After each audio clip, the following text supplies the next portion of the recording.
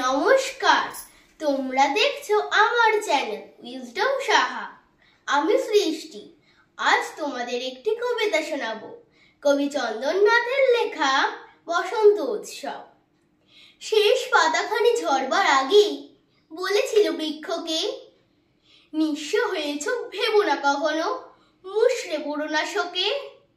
মাথা উঁচু করে থেকেছে বৃক্ষ যেন এক কঙ্কাল, প্রসারিত করি আকাশের দিকে পাতা ঝাড়া যত ডাল।